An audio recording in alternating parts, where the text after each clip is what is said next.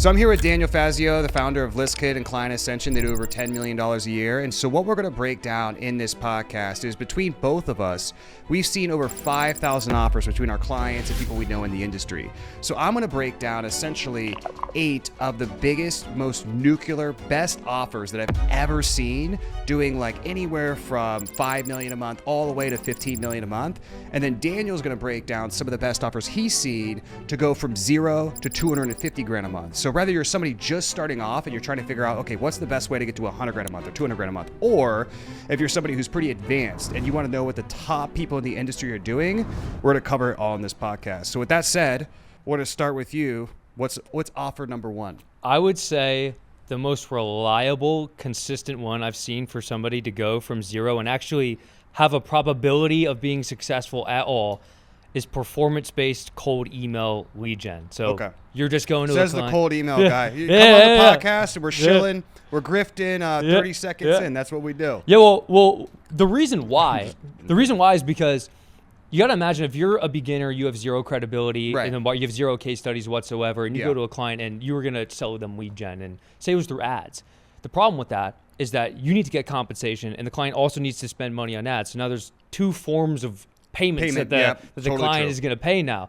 With cold email, I said this before to you actually for the audience, cold email is for poor people. So what I mean by that though is it's very cheap. So you can send tens of thousands of cold emails a month for maybe like $500 a month, something like that.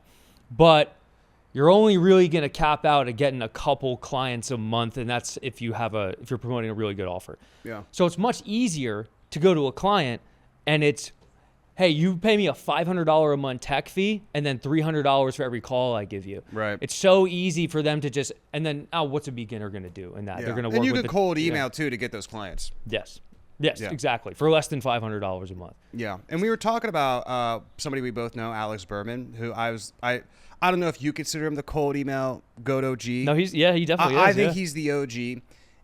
But with him, I mean, he moved relatively up market, and I think he went after, I could be wrong, but agencies who were mainly trying to get mid-market and enterprise deals. Mm-hmm. And I mean, I think at some level, I want to say his agency was doing 400 to 800 grand a month. Yeah.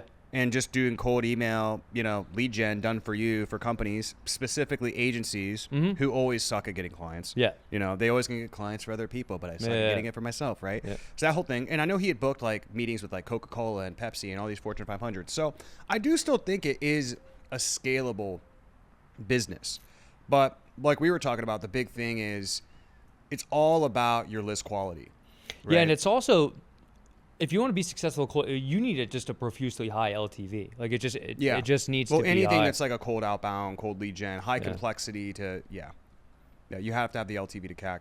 And one of the things Alex Berman did really well with his list quality is, I know like he wasn't just downloading a list from like LinkedIn, but there was these certain websites I remember where like these mid-market to enterprise agencies would list themselves on these websites.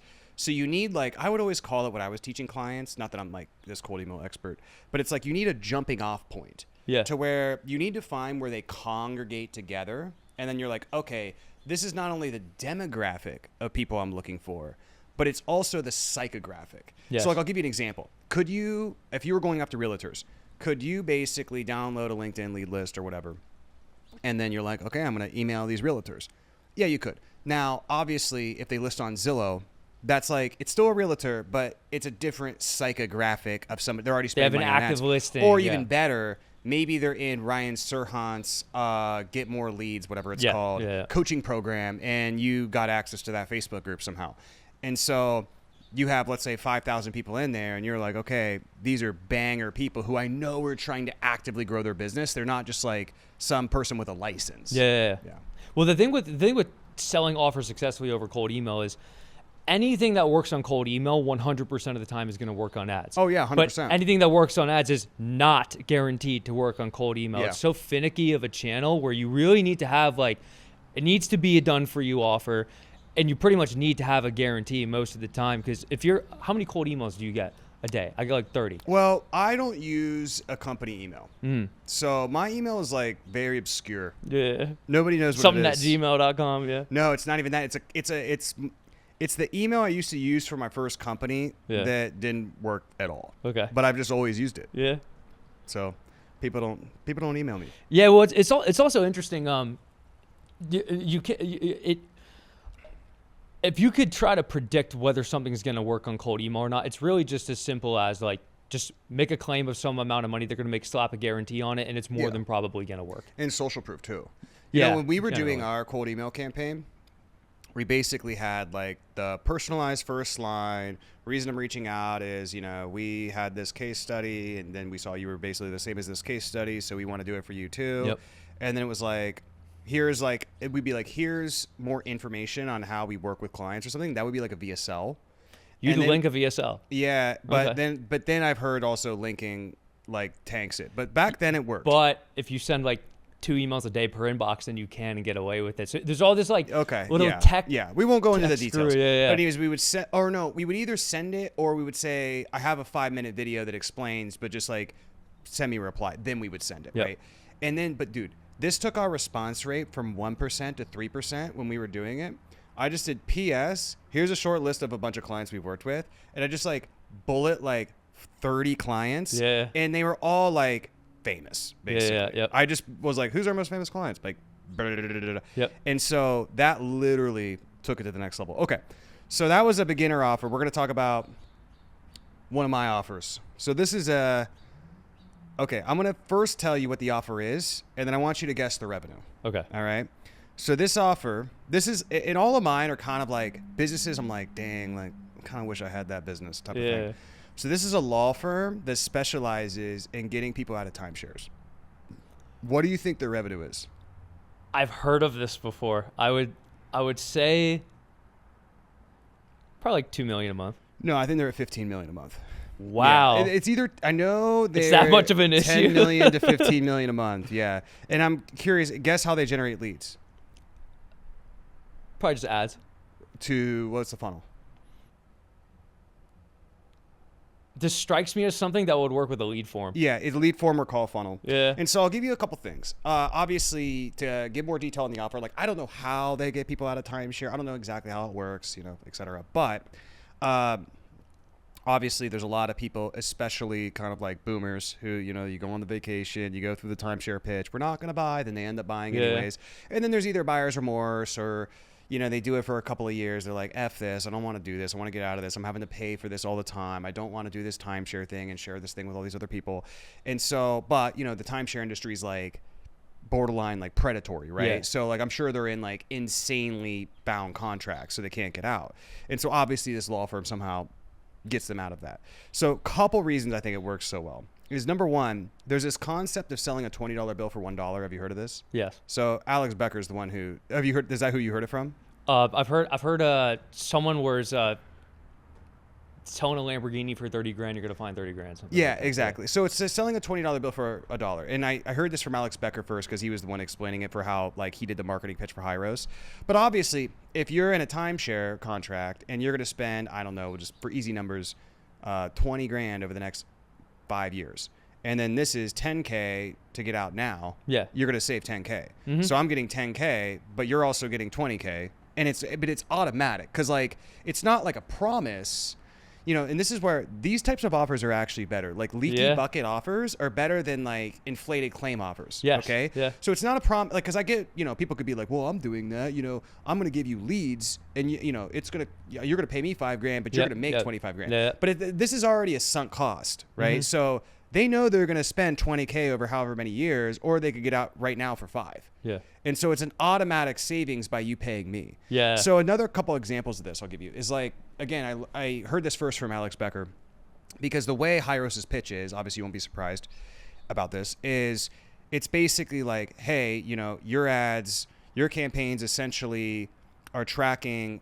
They're showing like the tracking's so messed up to where if you let Facebook do it, you're going to cut campaigns that are actually working, or you're going to keep campaigns on that actually aren't working, and really you have no idea what's going on. So you're probably losing 30 to 40% relative of what your ROAS could be if you were using this software. So essentially it's like, hey, you're going to pay us, $5,000 a month or whatever the software costs. And you're going to make, if you're spending X on ads, at least, an extra 20, 30 grand a month. Yeah. Makes sense. So another one of these that works really well is like we have a software, dialer.io, and most companies' pickup rates are like 9%, right? And so like there's a big sales training company. They do like 50 million a year.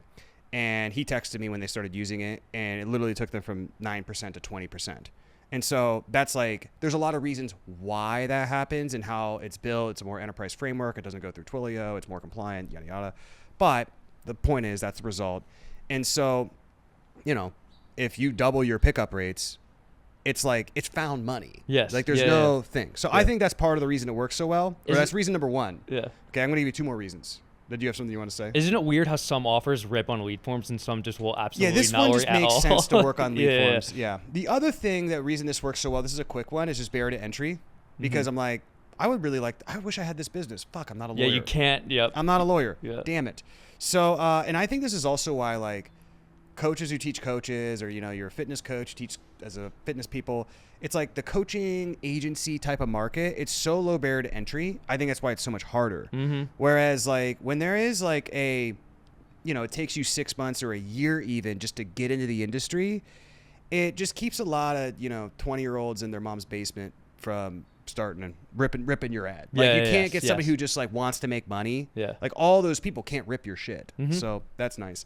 The third thing, and I bet you won't get this one, and this is a very common thing with offers that hit 5 million a month, 10 million a month plus, is that with that timeshare type of thing, by the nature of the problem it solves, it automatically qualifies your prospect. Okay, so you see what I mean here? Yep. So a couple things, right? Who generally right now in our K-shaped economy has more money? Is it the boomers or is it young people? Boomers. Boomers, right? Who's buying timeshares? Boomers, okay? So that's number one. Number two, if you had the money to buy a timeshare, then you probably have money. Yeah. I mean, I'm sure there's people who are like, I got to get out of this contract because things went sideways. We don't have money.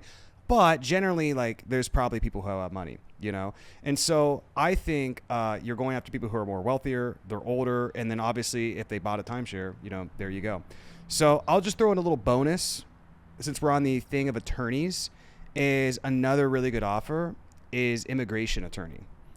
So have you seen the Nomad Capitalist guy on YouTube? Yes. So that guy, Hormozy, talks about the story of like, it's like there's a couple of things he saw that made him go big on content. And like the first thing was like Kylie Jenner became a billionaire or something. Then he saw Conor McGregor or The Rock or with their alcohol brand. And then eventually like Dean Graziosi told him to like stop being like a puss or something like that. Yeah. But one of the things is that, and I think he was referring to Nomad Capitalist. I could be wrong, but the example will still stand, is he was like overviewing somebody's offer and they had like a waiting list of like 3,000 people and it was all from YouTube. Yeah. And that was a Nomad Capitalist. Okay. And so they just have so much crazy demand just from organic and brand.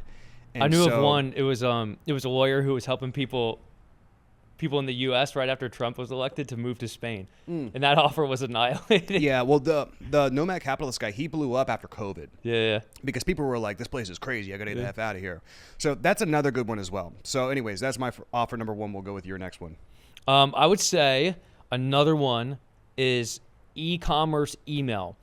But you have to spin it because it's a low barrier to entry. Anybody could just use AI and make a bunch of emails. So what is the barrier to entry?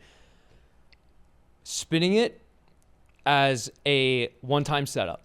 So like for anyone who does email marketing, like you've always got like someone opt, you have the welcome flow, you have the abandoned cart flow, and then you have the recurring service where you send the 5 broadcast emails a week and you do the SMS and all of that and yada, yada. There's probably thousands of agencies that sell this. So every single one of them are like, they're fighting hard for clients. So what I had a bunch of my clients do, I just had a dude who hit over 500K a month doing this, was saying we'll set up 52 emails across 9 automated flows for a one-time payment, no retainers, and in the ad, like really hammering on the idea there's no retainers, you're not going to pay anything. They get them on the phone. You're saying, yeah, it's a $4,000 setup for all this, but I do have a recurring service that's $4,000 a month. And if you sign up to that, I'll just give you the $4,000 setup for free. Right. Gets like 80% of people onto that. Nice. And that's the whole business model. And it absolutely rips. And now, like on the delivery of it, you using like Claude Design to make it, and they're like really hammering that now. And that's email for e-commerce businesses, basically. Yep. Yeah, and so you could actually run ads to that, it sounds like. Because the offer is actually good. Because you know what most people do is they look at they use, what's that software that, it's like a web built with. You know what built with is? They use built with, they look at Klaviyo, and then like, Shopify and Klaviyo, like, you're using Klaviyo, and then they cold email, and you get like 900 million of those. Yeah. So no, I like the ads approach pretty well. You know, it reminds me of one of my friends. He has a thing for e-commerce where it's like his offer is, I think, do Facebook ads with us and we'll run your emails for free. Yeah. You know, it's like you could just, it just sounds good, but you could just have a high price. It's one of those things. You just gotta sound. What I say about ads is all it really, you know, we talk about like mechanisms and things like that. An easy, like low IQ way to think about it is just what is making you meaningfully different that's gonna make somebody be like, yeah, I have no idea who the fuck this guy is, but I'm just gonna reach out. Yes, there's gotta be like and that. It's like we try to say like, you know, fancy positioning and mechanisms and whatever. Just the easiest way to think about it is just imagine some dude at 6 a.m. on his toilet. And then he's like, you know, half like nap brain, like whatever. He's scrolling. Most of it's like politics or something. And then he sees an ad and like does no idea who you are, instantly thinks you're probably a scam. But for whatever reason, there's something different about it that makes him want to reach out. Whether you're like talking more specifically to his problem, whatever it is. That's like really what the key is. It just, and it's so simple. I mean, it's not easy, right? But it is like straightforward if you think about it that way. Yeah, it has to be like an actual mechanic of the offer, not just because you say that to someone and what they think of is like, oh, let me come up with some unique mechanism name, like some, they'll come up with some random thing. black box method. Yeah. But if you just make the offer intrinsically have something that is attractive, like one-time payment or a guarantee, it just rips so hard. And I'll give you, I'll say it when I share the next one, but like sometimes you could just say what the offer is, and just because of that, like that is the value proposition. That actually gets people. Well, the thing is like I've been doing this setter thing for a bajillion years, but when I first started it, I hit the timing exactly right because setters weren't really a thing in the high. I mean, you know, outbound salespeople have been a thing forever, but in our industry, there was a shift between like you could just, you know, back in like 2016 through 2018. The whole thing was like, okay, it's all authority-based marketing. So you're gonna reach out to me, and you're gonna book this call, and you're gonna watch this video, and then okay, why should I work with you? Yeah. And then obviously like a known tactic, a blown tactic. So like that phased out over time, and then what really started to work really well was like nobody was calling their freaking customers, like no shit. And so there was a big shift in like 2020 to 2021 of people knowing like, oh, I need to get like this setter thing down, and I just kind of like hit that wave right at the right time. So yeah, it was an offer guarantee, but like it was also knowing where the market's at. Because again, if I started, I wouldn't start my business. If I started over from scratch today, like I wouldn't start the same business. You know, the only reason I still run the same offer is because I have economies, like I have like an economies of scale. To fulfill it. I also just own the category. I have insane social proof that nobody can match. Like I'm kind of like I own that category in a way. And then we also have such back end revenue. So it just makes sense to keep doing it, obviously. Selfer's 40 book sales calls guaranteed, right? Yeah. I mean, a lot of times we just say we'll place you with a setter. Yeah. Guaranteed. And if they don't work out, you know, we don't pay. I think what's interesting about guarantees is people think if you have a guarantee that there's going to be an outlandish amount of people who request a refund, but it's just not true. Yeah, I mean, you'll get more, but you'll get more sales. And the thing is the guarantee doesn't really, I mean, if you're good at sales, the guarantee doesn't really help the sales process. It's to get them on the phone, yeah. It's just to get them on the phone.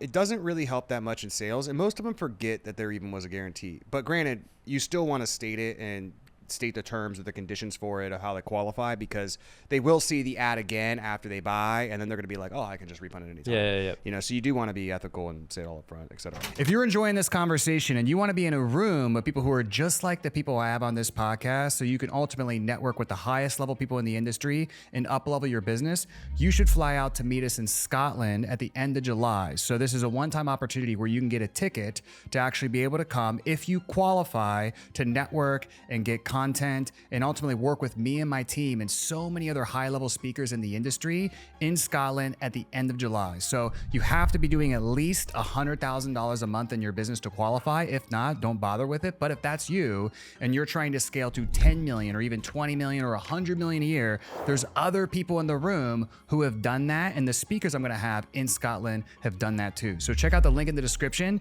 and see if you qualify, and if you do, book a call with my team. We'll talk about the ticket price to be able to come. This is the only time you're going to be able to do this, so take advantage of it. Now, back to the podcast. Okay. You ready for number 2? This is, again, you're the beginner offer guy. I went as nuclear as I could possibly be. Okay. So this isn't a I will give you some specific ones. I don't want to dox everybody. But one of the big categories, so I have 3, well, we've had more than 3. But there's 3 people I can think of right now that are above $4 million a month, and it's just health coaching, or like health coaching with a slight blend of either telemedicine or functional medicine. Yeah. But it's so interesting. I've always said for the longest time, even going back years and years ago, I don't know why a lot of health coaches want to get to like $200-300 grand a month and then teach other health coaches how to be health coaches. Yeah. It's like, well, dude, like, are you aware of your industry? Like, there's people in your industry the largest TAM of the planet, 10 million a month. Yeah. You know, like V-Shred does like 300 million a year, or maybe 300 million total, or 100 million a year, whatever. It's a lot, right? And so I've never understood that, but we have one client right now. I don't want to dox them, but they're at like 5 million a month, like health coaching, functional medicine. Then there's my friend John Matson. I had him on the podcast recently. He's doing 4 million a month. And so what he does really well is, it's interesting for him. He's an anomaly in that space, in the sense where he does a call funnel, which most of them don't do. And he just has like, his messaging is really good to where he gut punches the pain points only high net worth people who are in his market would resonate with. And if you're like a really broke person, you wouldn't resonate with. So I don't know if this is like one of his ads, but like an example would be is like, yeah, you think you're rich, but your Rolex doesn't look good when it's like hanging over your gut or whatever it is, right? Yeah. And obviously like that doesn't resonate with somebody who is not experiencing that. So he's been able to it's interesting. It's like his target audience is basically, I think of it as high net worth accredited investors, but he's segmented it down to just like people in his market who are within that larger market, if that makes sense. So he does it through a call funnel. But I have another client who has done over 10 million a month health. And what's interesting for them is I don't want to dox them, but their acquisition is basically like a low ticket ascension, which most of the big ones, they shift there eventually. And it's a webinar to where you buy like a test kit, and then you get the test kit in 2 days, and then you do the test. It's like a piano strip. And then you have to to know how to read the test, you have to show up to the sales call. And so so smart. So you get such good show rates. Yeah. And then it's kind of almost like you're running like a diagnostic. It doesn't really it's almost like a quiz funnel. Yeah. And so I always say like the best discovery process in the world is when you have a prospect's blood work. Yeah. Like I could probably, there is compliance things. You can't just like take somebody's blood work and pitch them something. You got to do it in a compliant way. There has to be oversight from an MD, et cetera. But a salesperson can still do it if you set it up the right way. And if you have somebody's blood work, man, I could probably close like 80-90% of people. Yeah. Because you're showing them literally what's true, not what they think is true. It's like what they lied about on the type form. I like how they do that. I think that's very good. A couple other things they do well is they have a great mixture of brand and paid ads. Mm-hmm. And so most of their stuff's from ads, but their brand is big enough to where this is how I think about the real power of brand is not necessarily the leads you get from the brand, even though they're going to be, if you get a lead from Instagram organic or YouTube organic, it's going to be higher quality than ads, right? But it's not just that. It's almost like this horizontal enabling layer that just makes all your ads do so much better. So I'll give you an example, and I've told this, I don't think I've told it on the podcast, but I've definitely said it in videos before. Is like I have this one client, like everybody knew who it was, but I shouldn't say who it is. They do several $100 million a year, right? And they're one of the only people I work with one-on-one. And I was looking at their ads one day, and I'm like, man, that ad sucks. And I'm looking at another ad, like in their ad library, I'm like, these ads are just not good. You know, like if I ran this ad, I would get precisely like a 0 ROAS. Yeah. Like it just wouldn't work. And then, a couple weeks later, I just happened to ask, like, how are your ads doing? Like, what's going on with your ads? And they're like, oh, dude, like getting like $10 leads, and our cost per sale is whatever, and our ROAS is like this. And it's like better than my metrics. Yeah. And I instantly made the connection. It's not because I don't know what a good ad looks like. Like I know what a good ad looks like. I've seen thousands and thousands of offers. But I was like, oh, it's because this dude is so famous that, yeah, like they can just take organic content, snip it out, put it as an ad, and it's not even really like an ad, but that's like the 13th or 14th like your first ad impression is really the 13th or 14th impression in general, or maybe way more that person's actually seen. Yeah. So you're going to get way lower. It's like retargeting without retargeting, And so you're going to get way lower CPMs, way higher response rates, and you can just get way more scale. Dude, speaking of retargeting without retargeting, set your thank you page videos as unlisted YouTube videos. And if you do that, the next time they open YouTube, they'll see you. Yeah, I've heard that story. And I should probably do that. We like to have the analytics with Vitalytics and yada, yada. But yes, that's right. It works. I probably should do that. Oh, and then the other thing I just want to say about the health coaching clients I have doing really well. So this goes for John and also the other person doing $10 million a month. And John's my friend. He's not been a client, at least yet. But almost all of them, not all of them, not almost, all of them, every single one has a price point of like 10K. And so this is something that's super interesting. All of like the category kings or the best people in their respective industries, like if I've worked with them or I know them personally, the commonality they have 99% of the time is at their highest price in the industry. Yeah. And so like my health coach person who does 10 million a month, pretty much highest price in the industry. My, an agency client that I have doing several million a month, like their prices are like minimum 20 to 50K. They have 100K a month retainers with some clients. And I could go on and on and on with like each kind of different category and the respective category king. But again, out of all those categories, the clients I've worked with doing the most money are also the highest price. Yes. And it makes perfect sense because essentially it's like your pricing is the initial point in your business that affects every other point in your business. So number one, if you have higher pricing, you have better clients. Duh. So you have higher pricing, you're naturally getting better clients through. You also have higher margins because the ad cost is probably relatively the same no matter what. And then because you have higher profit and higher gross margin, you can it's like a flywheel. So you have more profit to be able to pay more to salespeople, which means higher conversion and even more profit to invest in client fulfillment, which means more like actual ascensions, and then so on and so on. And so I think the price point is a huge thing too, which is why like in business, a lot of people say like, all business strategy is really just pricing strategy because you're really just at the end of the day just trying it to be as unique and non-commoditized as possible so that you're not suspect to price elasticity, right? And then you can charge as high as price possible, which gives you way better unit economics. It's easier to scale. You can do more revenue with less salespeople. You have customers that can come in who actually have money and they can do a back end, so you have a higher LTV to CAC. And then your team is better so that every single point along the company is going to have higher conversion, et cetera. So anyways, That's my offer number 2. Number 3 for you. I would say ad creatives, static ad creatives. So I got one client right now who's ripping, and now I've had other people try to sell just static ad creatives before. It's always really not done well. But then we come up with an angle with it. It was, we'll make you 10 new static ad creatives per day optimized for Meta Andromeda.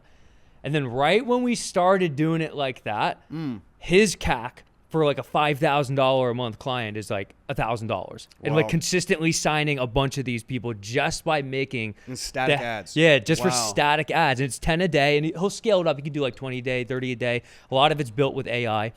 That's pretty wild. But I find it interesting that sometimes there's just the whole market when Meta Andromeda gets released is just specifically talking about Meta Andromeda. It's the only thing anyone ever talks about. Everyone's got a solution to it. Meta since then has been super unstable for a lot of people, particularly e-com people. Yeah.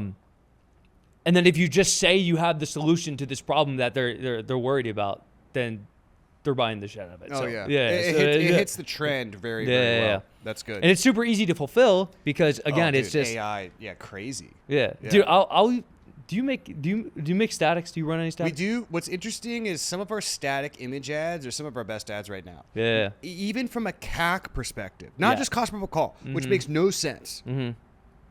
I don't know why. I make mine a Manus. Oh, really? If you throw it, like if you give it just 10 examples and you say, hey, make me 100 static ad creatives, it will do it just using Nano Banana. And they're actually good. So I can launch like 100 statics a day if you want to. I don't do that many, but it's very easy to fulfill it. We should launch more. We should. Yeah, but it's almost like at a certain point it's just overkill, and actually you're really just not gonna you're gonna find an angle, and it's like that's gonna be pretty much the angle that works forever. Yeah. What I mean by that is like, yeah. So what is an Andromeda saying to do? It's like come up with tons of different angles and whatnot. But if we're talking about these service-based offers, where it's like your setter offer, it's 40 book sales calls guaranteed. Right. And it's like to say anything really beyond that is going to be inefficient compared to just saying that generally. Yeah, I would say that's true. The way I think about it though is like, if I can, so the offer, let's say the offer is creating static ads or creating ads for companies. So there's the angle, or the overarching angle, and then there's a million different ways you could say that angle is the Andromeda angle. But I would also always be putting like 10% of my effort into trying to find like a new angle, because if I get that new angle and that angle works too, it's almost like I'm scaling with two funnels, because that might hit a different pocket of the audience that just like absolutely rips, so that's kind of how I think about it. You run direct to app a lot now, yeah? Direct to app, dude. I do direct to app. I mean, dude, we do some of it. If we can get an opt-in to work, I'd rather have an opt-in because I get an email and I get a setter lead. I almost exclusively do opt-ins. I like the opt-in if it can work. But if the opt-in doesn't outproduce by so the opt-in campaign, I'm willing to pay more for cost per book call, but 30% is about the cutoff to where then it doesn't make sense anymore. Yeah. Or maybe 40%. So I do run opt-in, but we also do add to VSL page with a video application, and then we do add to app. And honestly, it all works. If we have a winning ad, we'll do all three. So it's like different formats. Yeah. Anything else on that offer, or you want to move on?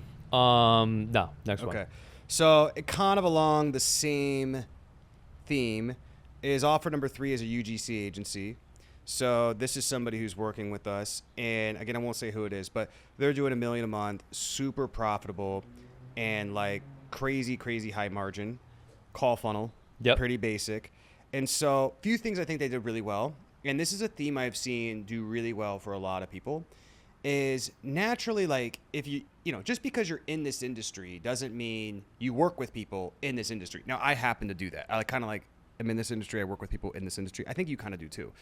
But what they did is they started doing that. They started doing UGC ad creatives and videos for companies in this industry. But then they pivoted to home service, and that's when they just took off. And there's another person who's actually on the list who also did that, who I'll talk about later. But let's talk about a couple things with home service. So the thing with our industry is because there's no barrier to entry, the barrier to entry is you might wake up and you're a coach. Yeah. That might be, that's the barrier to entry, right? So because of that, we're one step away from BizOp. Yeah. Right. But they went to home service. So if you have a remodeling business, or you have an HVAC business, or you have a solar business, or whatever it is, you don't wake up and that's what you're doing. There's kind of not only just an effort gap, but there's fixed costs involved. There's a level of intent and seriousness that those people are going to have that our market doesn't have. And also they're more likely to have some money, or at least credit. Yes. Right. Yeah. So I've seen a lot of people take their offer into a different industry, and that was and it's always, they took it from the coaching market into a different industry, and then bam, nuclear, right? Businesses like that are so nice as well, because you're not responsible for the performance. If you're just what I said earlier with my static ads and with UGC as well, it's that you just give the deliverable, and that's what your job is, and whether they get results with that is entirely up to their own business. And when it's a productized service like that, it's just transferring the responsibility over to them, and it's almost like you're selling oil, as opposed to selling a fully finished car. Yes. It's like so much more stable of a business. Yeah, I completely agree. And then and this kind of goes with my second reason I think this works so well is they have very low churn. Yeah. And they also sell like at a very premium price. And the reason they can do that is if you're a home, like, in our industry, if, naturally the skill set to really have is a marketing and sales. Like, Hormozy talks about, you have to know like what type of business you're actually in. So if like you're in the software business, you're in the product business. If you're in the home service business, a lot of it is like the fulfillment and the management of your techs and advisors type of business, right? It's more supply constrained. In our industry, it's very much a marketing and sales business, right? Like, yes, you have to have a good product. If you have a good product, that's good. But generally the people who are the best marketing and sales people of their products are going to win, whether that's organic or paid or whatever. And so the thing is with a home service guy, does he really, first of all, it's not really the number one constraint in his business. He knows he needs to run ads, but does he want to run ads? Does he have any interest in it? No. So naturally, structurally, the churn is going to be lower, right? Whereas, like, let's say you hired somebody and you were like, okay, great, I got some creatives. These creatives are working.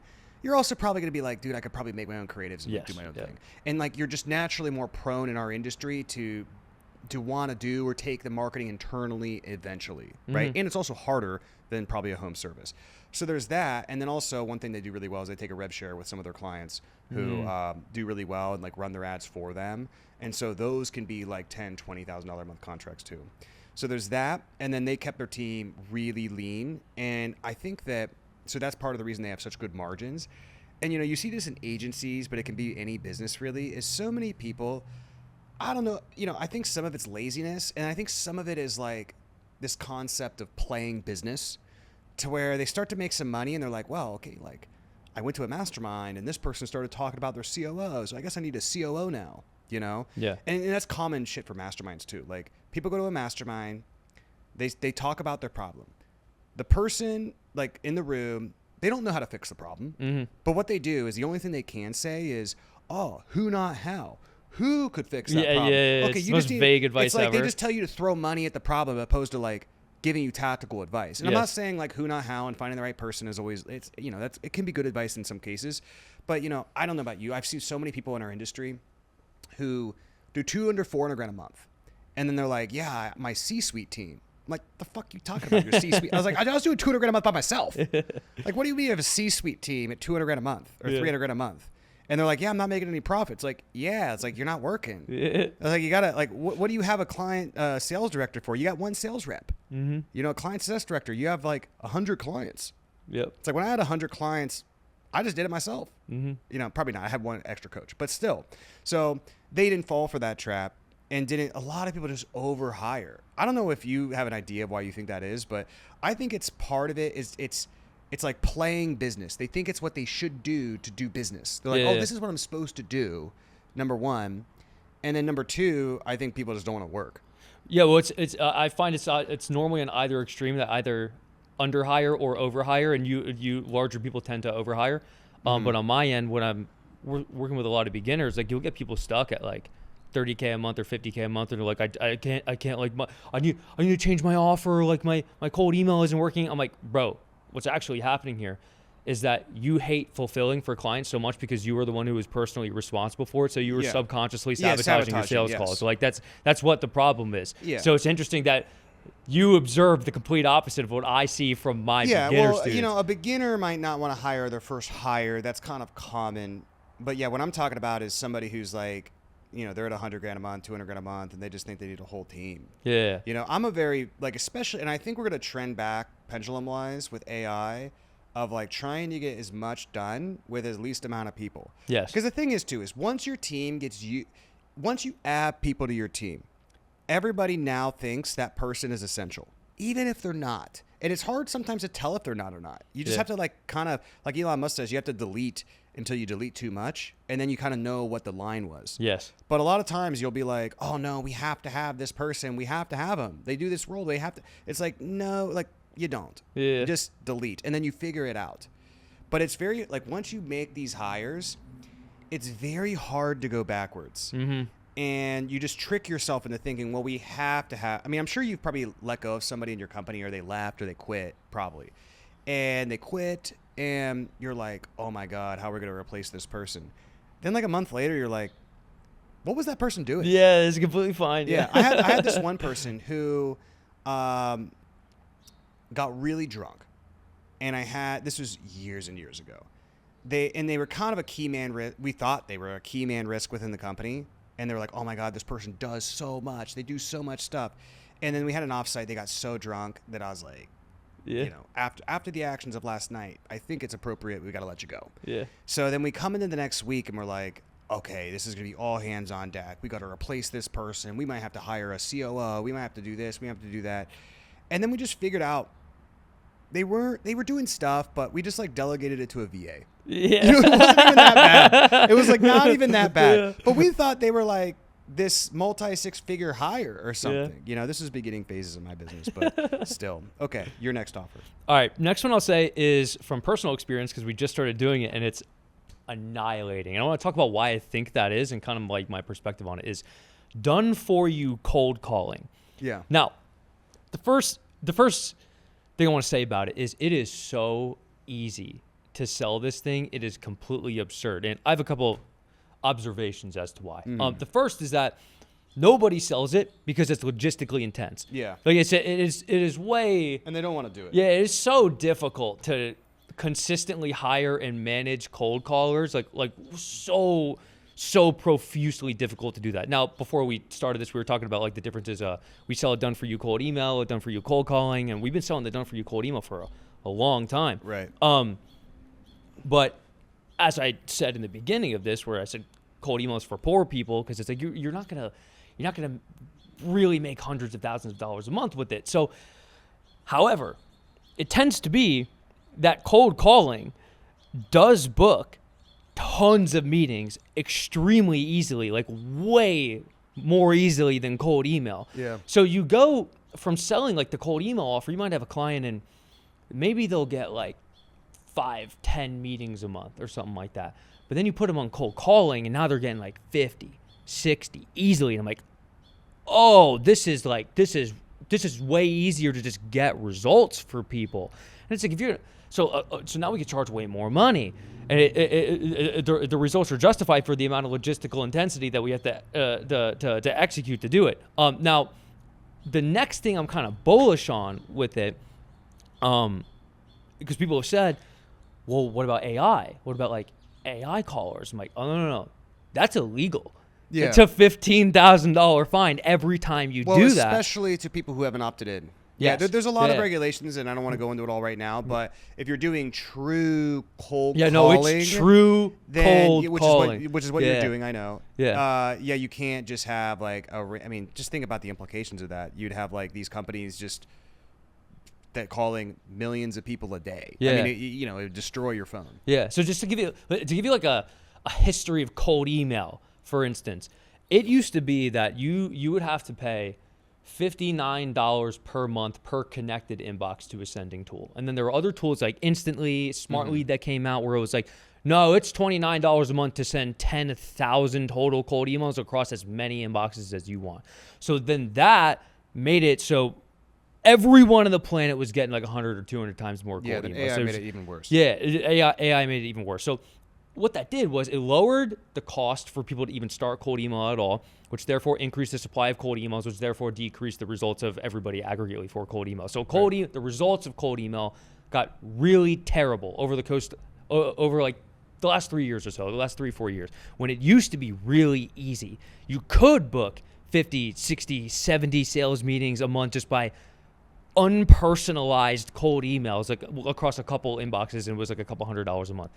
Now, with cold calling, because it's so logistically intense, the supply of people cold calling is so low. Yeah. No one gets cold calls. Yeah. And when you have a good cold caller, nobody gets good cold calls. And you connect them, and it's like, dude, this is crazy. We're booking so many meetings. So like, I want it to be hard continuously. Yeah. And going back to like the moat thing where you talk about with the lawyers, where it's hard to start this thing. Yeah. Like you can't just like you could wake up and be a coach. Clear, you could start it, but it's less attractive. I think it's a good beginner friendly thing, but you got to be like willing to work hard. Only a skilled operator would ever even attempt to do this. Yeah. Right. So that therefore decreases the supply of 99 times less people than would otherwise try to start it. Now, comparison to cold email, because the results are so low, you can't like really justifiably charge enough money for it to be very profitable for you as the seller of it, unless you're selling it to an extremely high LTV customer. Cold calling, now we can just take some like average person, as long as they have an LTV of like 10,000 or 20,000 in their customers, we're going to get you the meetings booked, and we can charge you 6,000 a month or 9,000 a month or 12,000 a month. And we have the CAC on that offer. So the CAC for the cold email offer was between $2,200 and like $2,700. That's what it's been for like 2 years. It's the same on the $6,000 a month cold calling. Right. So I'm like, oh, what is the point of selling cold email at all? Let's just entirely move all of the ad spend over to cold calling. This is just so much better of a thing. And also just means it's so many less customer success reps, and it's just so much so many less clients to deal with in order to make so much more profit. Yeah. And there's more expansion revenue too if their sales team expands. That's exactly what we're seeing. We already have someone, and they've got a team of like 80 something reps, and they're like, all right, we're going to do a pilot of this for like 2 months, and we're going to give you like 5 reps to work with, and then if it works well, we'll give you more. So I'm like, okay, now I understand how the LTV of this offer could be stupidly big. So I'm very bullish on this offer. Nice. You ready for number 4? I am. So this one is a medical device client. So they sell a medical device. They're doing $4 million a month. I'm curious, guess their acquisition. I want to try to get this right. So it is ads, right? So it's just what funnel? Yeah. Okay.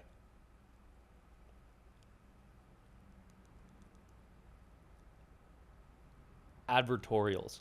No, it's just a call funnel. Oh, okay.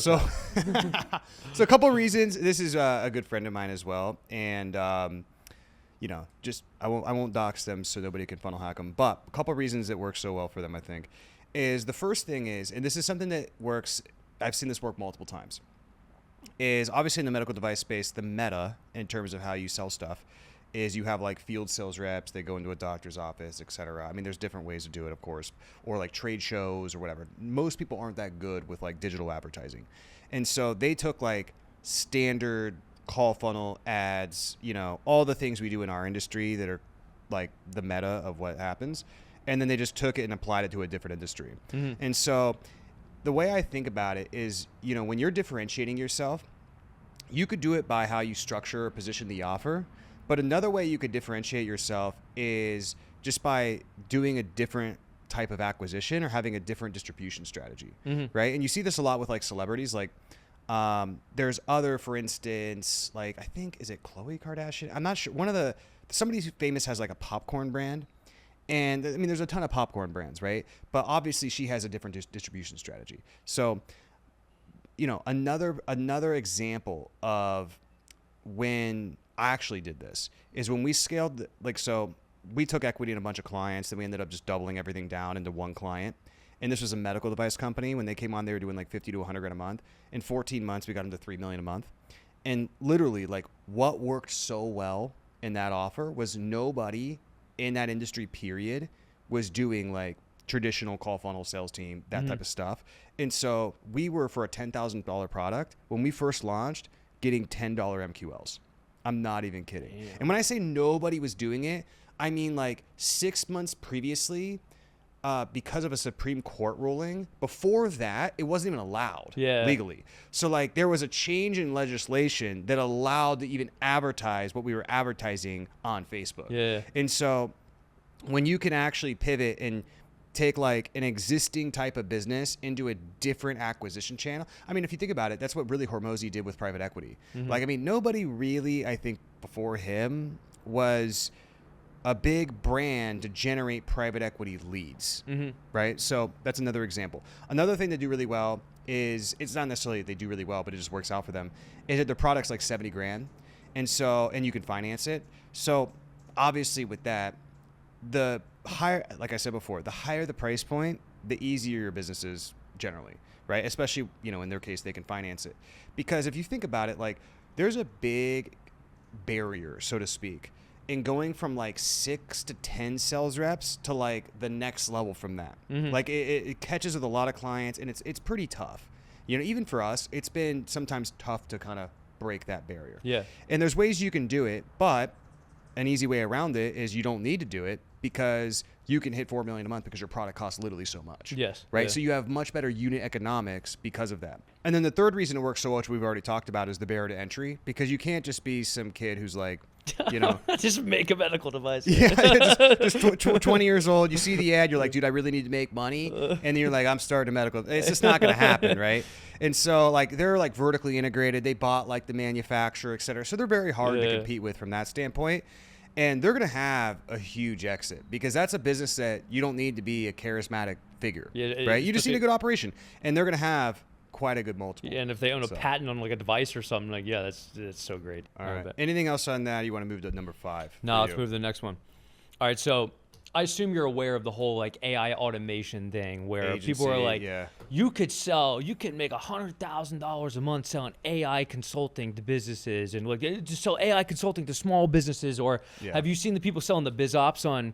You could sell an AI chatbot to a med spa for $1,000 a month, or all that. All right, so there's a way to make it work, and there's a way that flat out just like absolutely 0% probability ever works. So what I will say about it is that selling the biz op on teaching people to sell the chatbots is a really good business, but that would work. Yeah, legitimately 0% of your customers are going to get results. Nobody gets results doing that.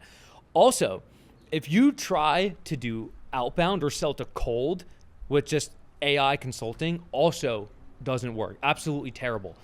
However, if you go on X or YouTube and you start showing any kind of AI automation you've built at all, there is a completely disgusting amount of traffic that you will get so easily, and so many inbound leads of people saying, can you do something like that for me? Right. I had a client who he was trying to do cold email. He had never done content before ever, like really like full actual beginner, like didn't have any audience at all. And he was trying to sell like automations and whatnot. And I was like, dude, the problem with what you're trying to do is if you were to sell this to outbound, one, it would need to be a specific build, but like you don't know what your specific build is yet. So what you should do, and what the problem people are having is, if you say, I can help you automate your business, that's anything. It means 1.5 million things. Right, What you need to do is show them examples of things you have done, and then it gets their head churning, and they're like, oh, now could you do this actually? So I had him start just posting videos and threads on Twitter, and then he ended up partnering with another one of my clients who was trying to do the same thing, and they're like 200 or 300K a month now, literally just posting content about automations that they've built.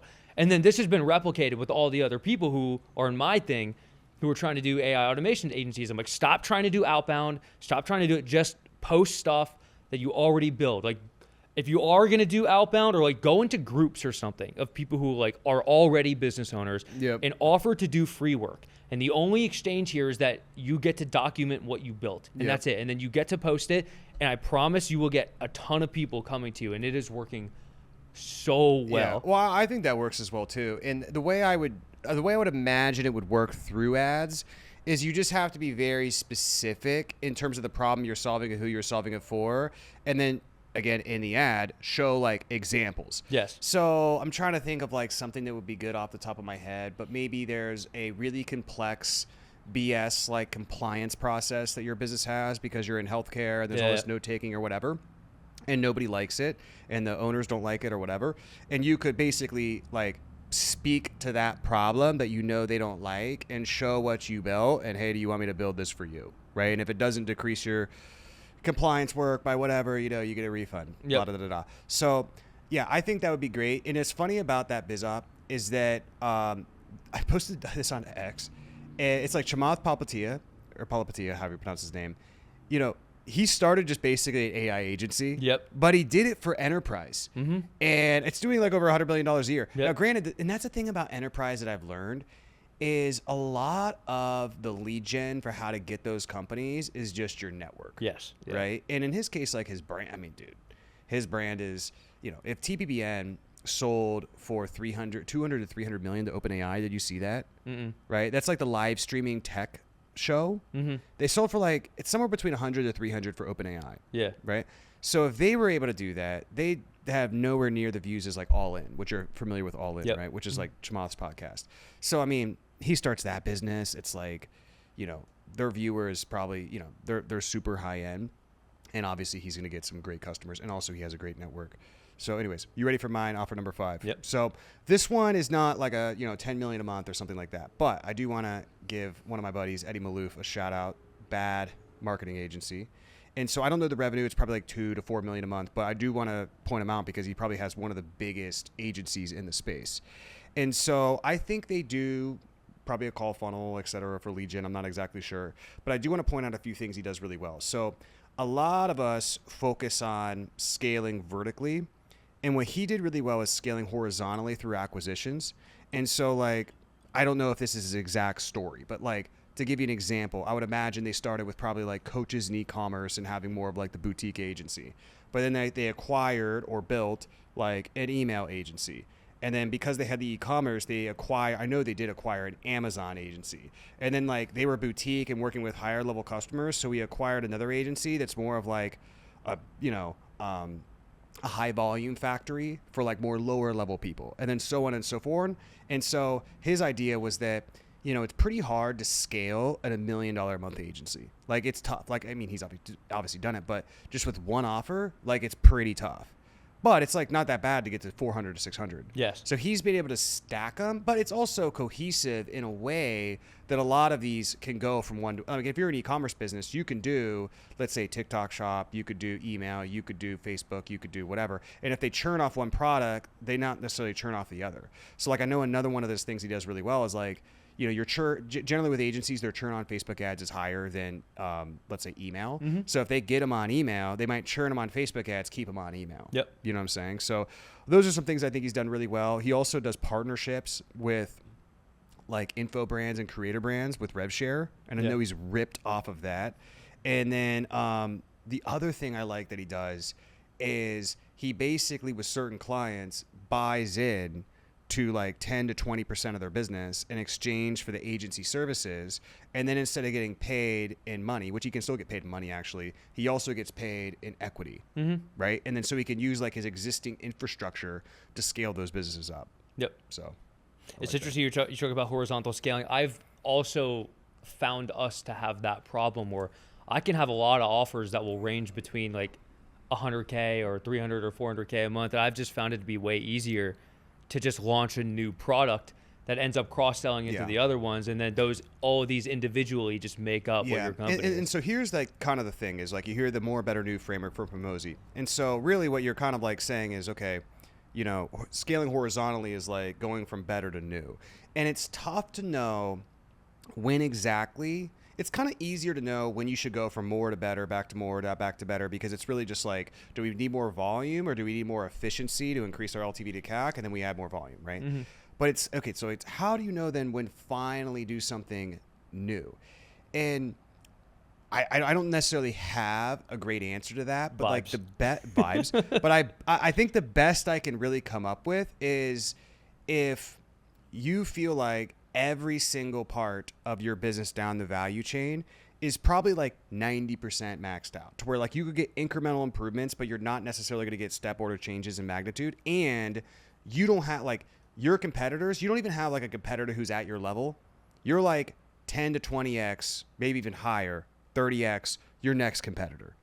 If you're probably experiencing those things, it could be very possible you need to sort of like expand out into a different division is kind of my thinking, which is kind of exactly what I'm doing in my company, which is we're going to build another division that's a different industry, a little bit different deliverables, and then, ramp that up to 5 to 10, which is super fun. It's also way more fun. To be honest. Like I just like doing new stuff, creating new offers. Dude, like I'm working on it right now. It's funny because I think I was telling you this earlier,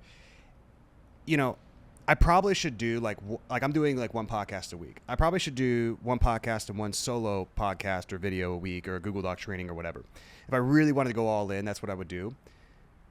But, instead of doing that, like I just want to focus on building this other division. And it's so much more fun. Yeah. Like just the strategy of the offer and this and that. And I think the payoff is going to be bigger.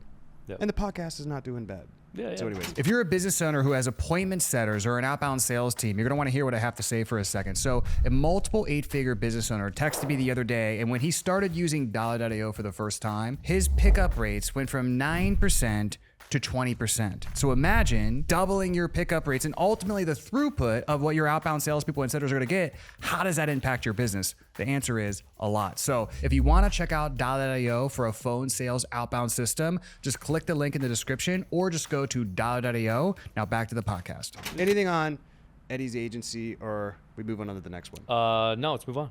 What you got? All right. Another one that's ripping for beginners, and a commonality between all these is that it's easy for them to sign their first clients, and it's easy for them to fulfill, right? It doesn't have all these barriers.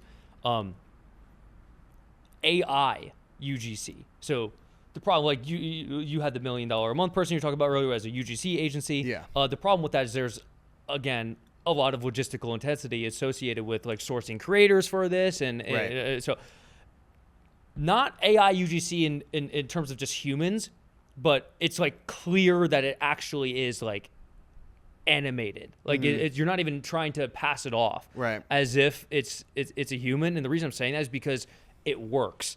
It actually works to convert. So like claymation, for instance, ads where it's like a full like skit of like some kind of like claymation or something. You're showing like a supplement. And it's like showing claymation of the digestive tract or something like that. You know what I'm saying? Like those work for the client, so they convert on ads.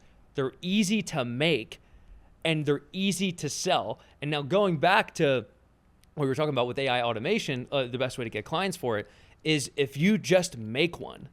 Right. And you post it on Twitter. Yeah. Big Twitter guy. Just a bunch of people are going to come to you and they're going to be like, I kind of want that. So, and the reason I'm saying that is because I have a client who actively started selling that, and he has a wait list of 2 weeks right now, and he's just literally posting it. He's not running ads to it. He's just posting an example of one of the ones he's already making for clients.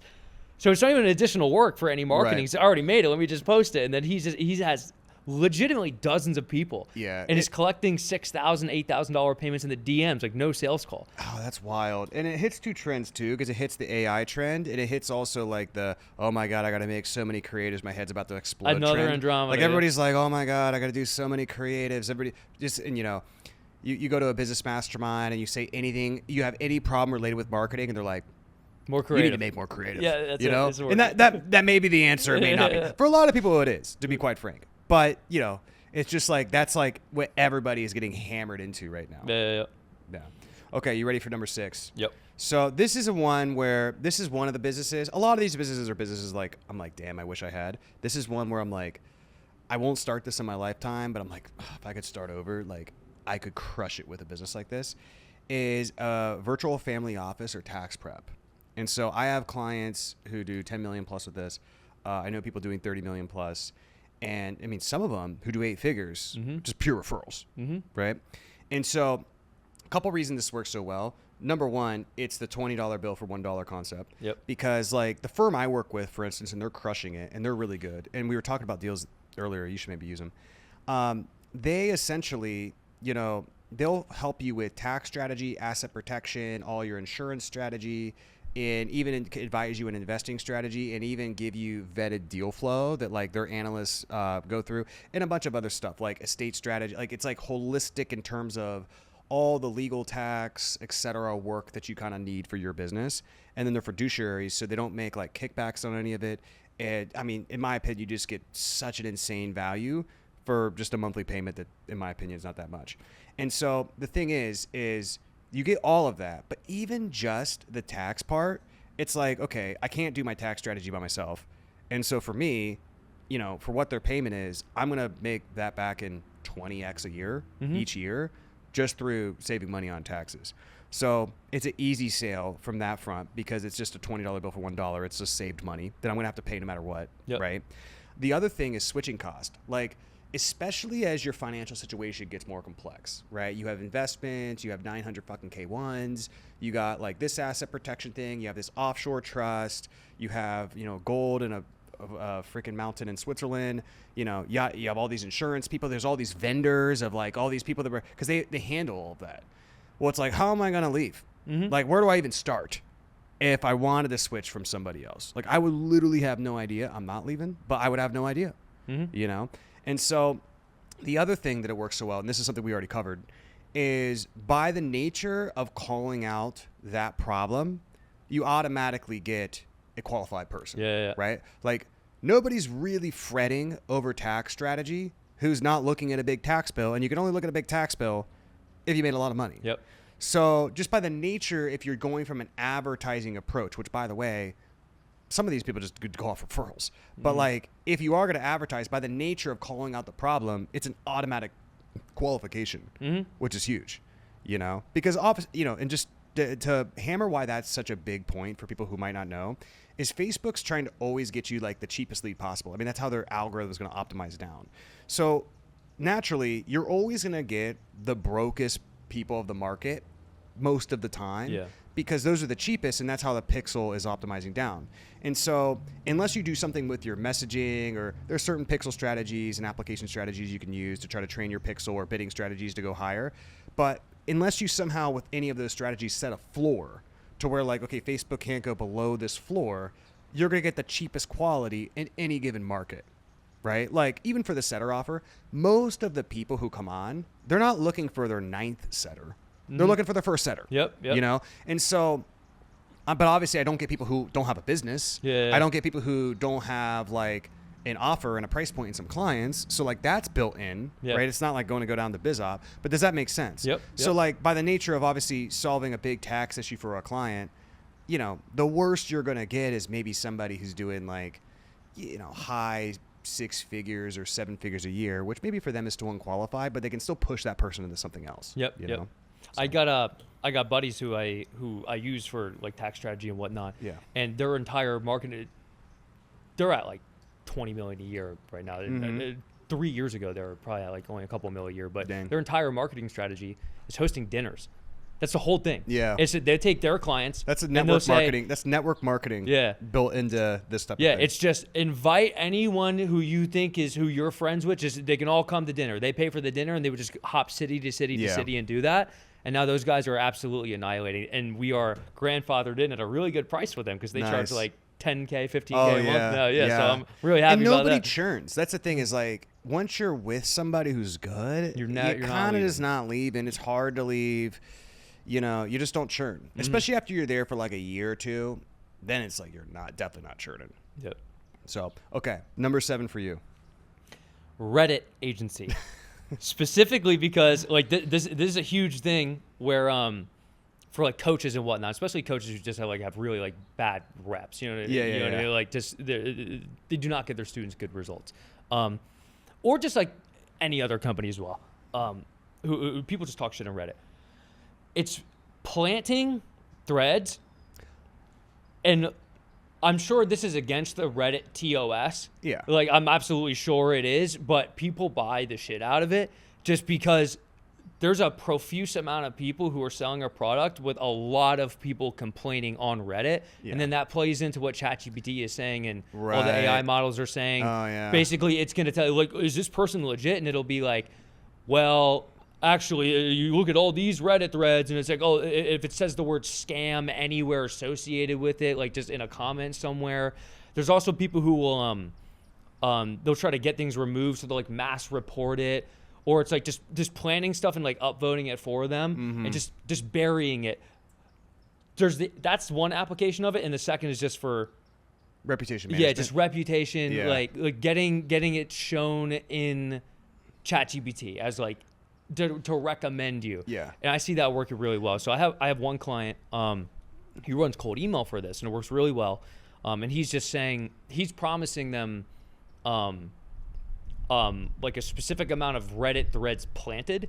So I'll get you 1,000 mentions of your product on Reddit. So like he's taking it from the angle of like marketing, but then his inbound are the people are the removals. So that's very, cause I don't think outbound or maybe even ads too would work for the removals, but for like referrals. It's interesting because 99% of the stuff on Reddit that has ever been about us is not even clients. I don't even think there. It might be 100. It might be 100%. Yep. Because I mean, who goes to Reddit? I don't know. I think 99.99%, and you can just tell they're just not clients because they're not even talking about a client experience. Yeah. Most of them are just angry that they saw an ad, or maybe they booked a sales call and then they didn't buy. Yeah. Which is also like, for whatever reason, a lot of our Trustpilot negative reviews are people who just booked a sales call and didn't buy. Yeah. And dude, I'm like, and I reviewed the call too, and I'm like, yeah, this is like a normal call. Like, what was the issue here? I feel like there's two takes of people on reputation management. It's either like, just ignore them, like you're gonna get it, or there's like, no, I'm gonna call you out and like respond to every single thing, and like, or if it, say it was on like Twitter or something, or someone like talks shit on Twitter, like, no, I'm gonna quote tweet this and show it to everyone, and like explain. Yeah, I usually ignore. I mean, there's been some Reddit stuff that we removed just because it was fake. Yeah, it's just not true. Yeah, I mean, I it's like if somebody leaves a bad review, okay, great. Yeah. Leave a bad review. We're gonna have way more good reviews than bad reviews.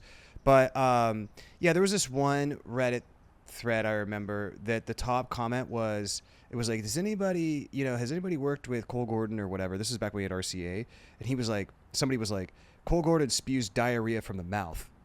That was the top voted comment, and like clearly it was just like somebody who didn't like my YouTube ad or something. Yeah. Right, but yeah, there's a lot. I mean, it's just overall a negative place. Yeah. In general.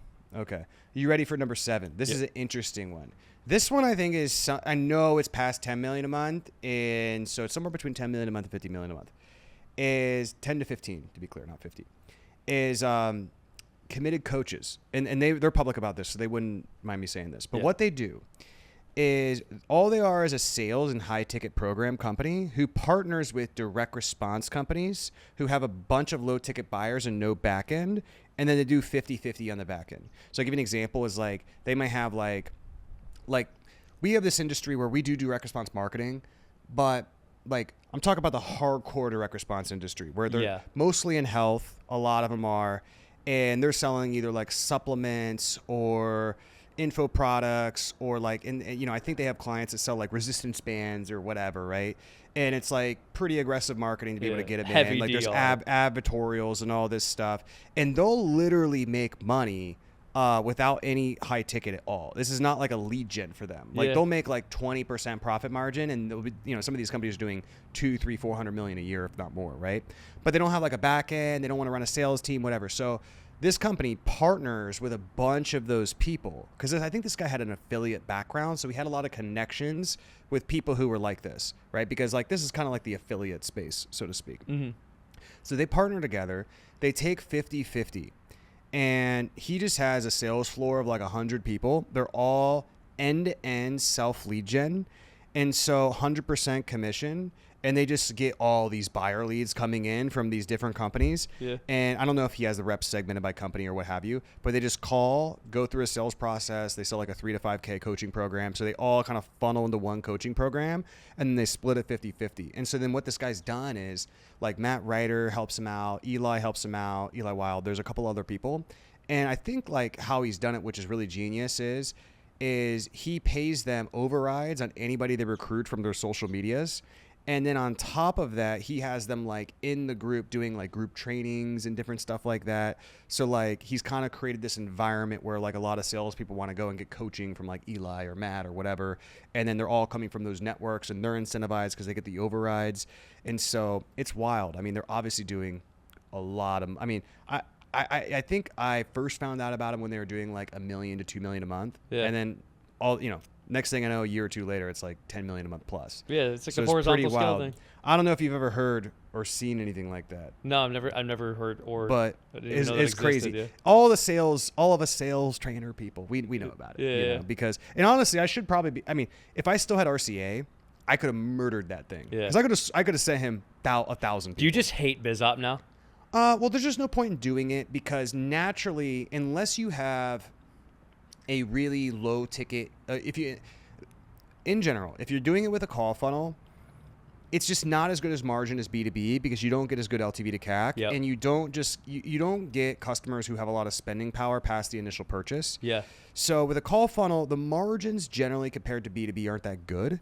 So I'm not saying don't do it for some people or it's a reason you shouldn't do your business or whatever. Like you could still make like profit a couple $100,000 a month or maybe $300,000-400,000 a month if you get to $1 million a month, right? So it could still work, but it's just tough from that standpoint. So it's kind of not worth it for me. The other issue is like I've made a lot of money like in the bank, right? Yeah. Like not like my net worth is, I'm not talking like money in the bank.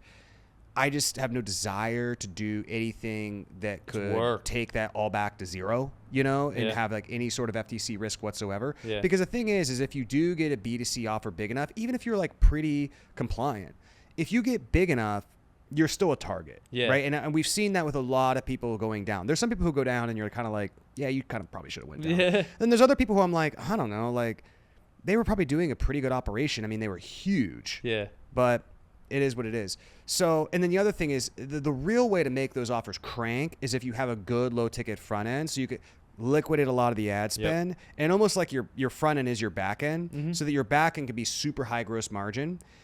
So, but the issue with that is to get the low ticket to work, you still got to make a lot of claims. Then you have a lot of low ticket customers, and you can have FTC risk for that. So for me, and those businesses have no enterprise value. So for me, it's like, yeah, could I do one? Yeah, I could. Do I have any desire to? No. Is the risk too big? Yeah. Do I feel good about it? No. Like, are they customers I'm really like proud to work with or want to work with? No. Not saying like I don't want to. I'm all for beginners trying to do their thing or whatever. It's just not my thing, Yep. I'm just kind of past that point where I want to do it. It's also really, really difficult to get them results because it's almost always their own fault. Like it really just don't anything. It's just such a big leap, right? Like if you think about it, if let's say, we'll use my business. If you have a successful business, and I'll give you a really good example. If you have 4 sales reps and you're like, hey, I'm coming on to get 6 sales reps. All I got to do is really just give you good people. You're probably running a decent operation at that point. There's probably a lot of consulting things we can still help you with and processes and systems and yada, yada. But generally, like all I really got to do is give you 2 reps. And if the reps are good, you're probably going to succeed and you're probably going to be happy, right? It's like, and that'll result, if I give them 2 reps, that could be an extra 2.4 million or however much a year for them for not even paying us that much money to recruit the reps, right? So it's like the step to success is like this. It's like very small. Whereas even if, let's say, contrast that with maybe somebody has an offer where you're helping somebody who has never had a client get their first client. That's actually such a big leap, right? Because they have a bunch of mindset issues. They don't have really honed in expertise yet. Their offer is not even good. They have no idea how to generate leads. Then if they generate leads, they have no idea how to sell. And then, you got to teach them how to sell. And then they have no idea how to fulfill. So there's like a lot of like, you see, it's just such a big leap. Yep. And so it's not necessarily that, I don't even want to say like, oh, it's all their fault. A lot of times they get in their own way, sure.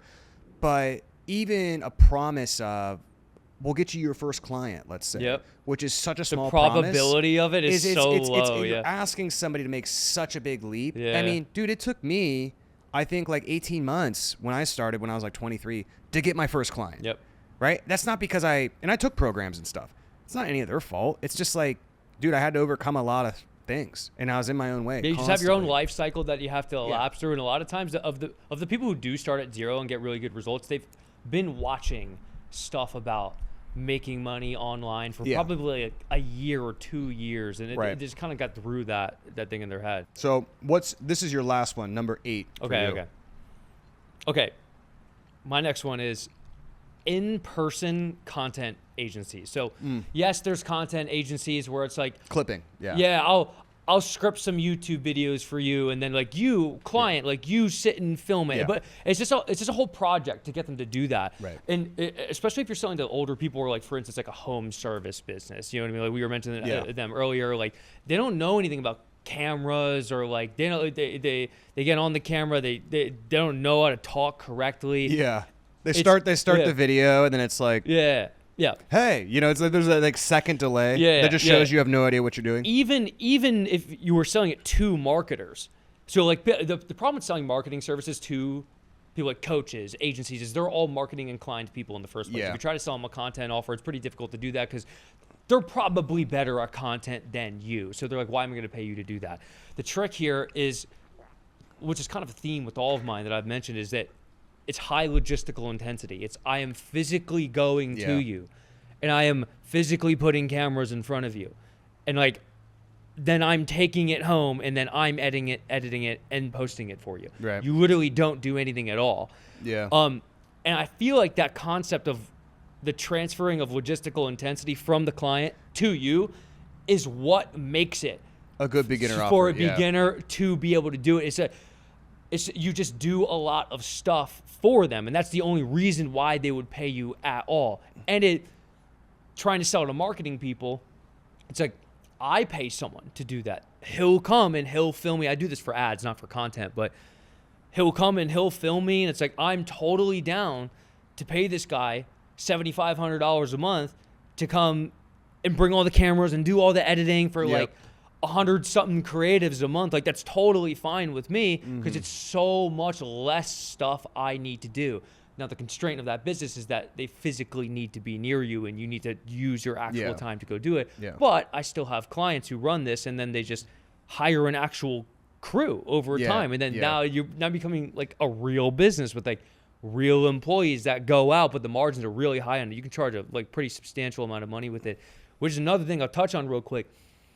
You could take, for instance, a standard content agency of like, I'm going to script you YouTube videos and edit them. And you might, a beginner, like maybe someone who doesn't really have much authority, they'll maybe be able to sell that for like $3,000 a month. And that's like your pretty good sales.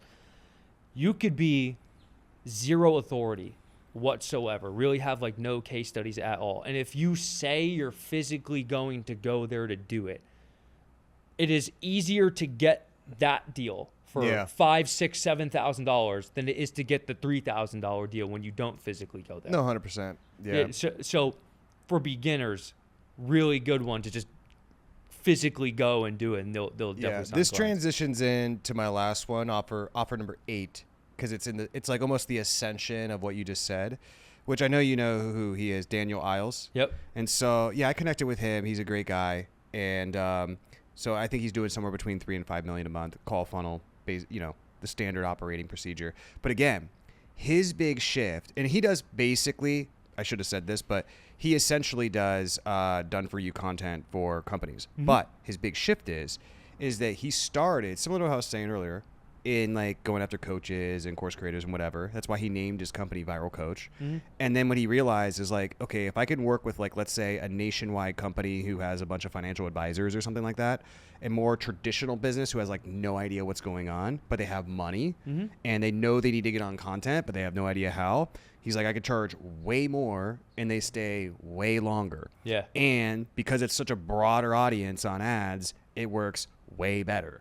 And so from what he's told me, that was the biggest shift that allowed him to go from, I don't know the exact numbers, but let's call it like maybe $1 million a month below to obviously like, he just started, once he made that shift is when he started to like, bam, just like adding massive revenue each month. And a big reason why is, and this is kind of the second thing, is the price point and the economics. So with that audience, he went from like a coach can barely afford like fucking 10K to, I think his thing is like 36K or more. He probably has different levels of packages, and the LTV is way higher. So again, like if you think about it, would you rather have like training a team of 6 reps to sell well is going to be hard, whether the price point is at 36K or 10K. So would you rather do it at 36K or 10K? Well, you'd rather do it at 36, and you're going to make what, 3.6 times more revenue on the front end. And because they're richer, probably more LTV on the back end. So you have better unit economics and basically like economies of scale. Like you have a better cost curve, so to speak, relative to your complexity and what you're spending on ads. And so, yeah, I mean, it's kind of exactly what I was saying with the cold email to the cold calling. Yeah. It's really just profusely easier when you're able to charge significantly more. And it's kind of like what I was just saying with the content as well. It's difficult to sell a marketing-esque offer to coaches who are marketing inclined to people by nature. Yeah, because that's what they want to do. Whereas, like, if you're a financial advisor or like an insurance team or something, you're like, okay, I know I need to do this. I need to do it with the least effort possible. Yeah. And so you're just willing to throw money at it, opposed to like, I mean, some coaches are like, I know I've taken thousands of sales calls with coaches, because that's, even when I was a full-time sales rep for selling for other companies, we sold to coaches. And like one of their dreams is, I really want to like make this higher, get my business to this point, because all I want to do is speaking and content and write books. Yeah. And A traditional business owner ain't like that. They're like, yeah, all I want to do is like sell my business and make a bunch of money. Yeah. And just not do that. So again, it's because it's shifting to like that different market who frankly knows they need to do it but doesn't want anything to do with it. It's stickier and they pay more. Yeah. I think what's interesting about everything we've spoken about, it's a lot of them are like advice around selling to cold traffic. Yeah. And I think a lot of people they discount content and building an audience because they think if you don't have an offer that could be sold to cold traffic, it's not a valid business. And observing Hermosi kind of flipped me to this, where it's like Hermosi doesn't really have an offer that he sells to cold traffic. Well, he does, but it's really just selling to cold traffic through his audience, right? Like, yes. Again, it's what I explained earlier about one of my clients. He gets crazy costs and responses and CAC and whatever through his advertising. But realistically, pretty much everybody who's probably responding to his ad has watched his content. Yes. So it's not really a cold traffic. It's not really a first impression. Mm-hmm. But I will say this. I agree with you. Like, yeah, I mean, you can destroy it through content, etc. But an offer that works well on cold traffic generally would work better on warm traffic. Yes. Right? But so if you can make it work, I mean, you can almost view it like this. If it works on cold email, it'll probably work really well with ads. If it works well with cold email and ads, it'll probably work really well with brand. The thing that I think you pointed out to be that I would say is an exception is like there is certain things that I think people on YouTube or social want. Like you were saying, like, okay, they maybe don't want as much done for you service. They're a little bit more open to course material because of, like, they're already like kind of going through material, so to speak. It's on YouTube. And because there's more of a personal relationship there. You know, if I run an ad and I'm like, do you want a one-on-one coach with me? Yeah. People are like, screw this guy. Yeah. But if I'm like, I guarantee right now, if I ran a mid-roll and it was like, do you want to do one-on-one coaching with me, which I don't offer, I'd probably get a bunch of applications, you know, or like a live in-person event. So I do think there is probably some differences because it's a different fundamental dynamic. Yeah. Yeah. Just going back to what Hermosi's offers. So he does workshops. I started doing virtual workshops. So challenges. Yeah. Dude, these things crush. Just absolutely annihilate for us. So we started doing it maybe like a year ago. I think we've done 6 of them so far. It is by far the most profitable channel we've ever And do you fill done. it initially with ads? About half. And then some of it's from your list? Yeah, because we'll do and them social? every 3 months. Oh, okay. Yeah. Yeah. So, but dude, we're still like 500 tickets to it. So it's paid. It's not a free sign up. You have to pay money up front to come to it. We're doing 4-day ones. We'll get about 10% of people who buy a ticket to upsell. So like 500 people buy a ticket, we're getting 50 upsells to like a $12,000 offer. Like 10 to 12,000 kind of hanging around there. Those are the numbers we've seen pretty much across the board over the last And what's 5 the challenges promise of the challenge? So the one we do right now is called the AI Business Challenge, and it's kind of using the same tagline as like the AI assisted agency program that we sell. We're going to show you what offers to sell, who to sell them to, how to get clients, and then how to fulfill for those clients. Okay, so AI. it's more of like a beginner who wants to get started type of thing. Okay, Yes. great. Yep. Yeah, I'm wondering if there's like a challenge or live webinar system that would work for B2B. I did one. I tried it. I called it the Scaling with Ads workshop, and the only angle I was running on the ads, it was kind of just like a test to see like does this work at all. The angle was just saying, oh, we spent $3 million on ads, made back $13.6 million, and if you want to learn how to do the same thing for your agency, buy this workshop. Sure. Probably about 40% of the people who bought that were from cold, and then looking back at the high row stats, there was a pretty good conversion rate of people who bought as a first source from cold on that who bought the upsell. And I think the ROAS on it was like ended up being like 4x or something like that. So I was like, that kind of worked pretty well. But what's interesting about that was I found the challenge tickets were $67, and the cost per purchase on cold, when I first started, like there was probably some like warm traffic mixed in there. It was like $300, but as I started to spend more, it was like $800 a purchase. I'm like, that's pretty damn high. But I had an intake form on the back, and on the intake form, I was finding that. So I was asking their business model, how much they currently spend on ads and what their current revenue is. All of them, like 80-90% of the people coming through all were making like above 30K a month and not like barely spending anything on ads. So I'm like, oh, this is like so perfect. Like that's exactly who, because I'm helping them launch ads. Yeah, yeah. So I'm like, these are really, really qualified people. So I'm kind of completely okay with spending $800 to get them to buy. But then you go over to the AI Business Challenge for beginners, and the cost per purchase over there is like $200 to $250 on cold. So you should try challenges. And Eddie Malouf was actually one of the guys who told us to do that originally. Yeah, challenges. I should talk with him. Okay, dude, they're so good. Cool. I think that's the podcast. If you enjoyed this podcast, you're also probably going to like this podcast I also did recently that you can check out by clicking the screen right here.